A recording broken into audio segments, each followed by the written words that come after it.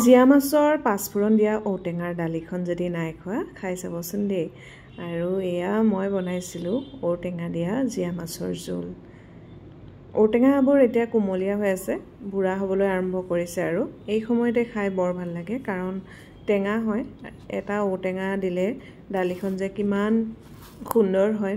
পকা ঔটেঙাতকৈ মই আকৌ এই কোমলীয়া ঔটেঙাৰ দালিখন খাই ভাল পাওঁ, কাৰণ টেঙা হয়। পকা হৈ গ'লে টেঙাটো অলপ কমি যায়, সেইকাৰণে এতিয়াই মই যিমান পাৰোঁ খাই লৈছোঁ। খাই খুবেই ভাল লাগে, গৰমত নহয় জানো। সেইকাৰণে সপ্তাহত প্ৰায় এদিন হ'লেও ঔটেঙাৰ দালিয়েই হওক বা ঔটেঙাৰ মাছৰ জোল সেনেকৈ বনাই খোৱা হৈছে।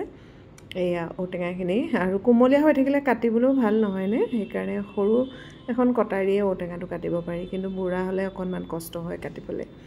আৰু যি নহওক দালি এমুঠি ধুই লৈছোঁ আৰু কুকাৰটোত দি লৈছোঁ একেবাৰে, তাতে ঔটেঙাখিনিও দি দিছোঁ।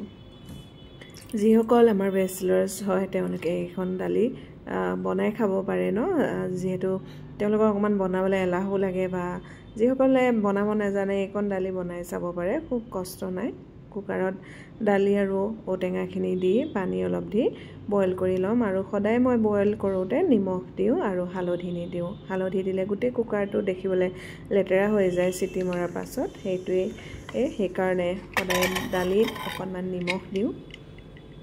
এয়া দালিখিনি বইল হৈ গ'ল, ইফালে কেৰাহী এখনত পাঁচফোৰণ কেইটামান দি দিছোঁ, আৰু এনেকৈ দালিখন যদি তেল মাৰে খাবলৈ খুব ভাল হয়।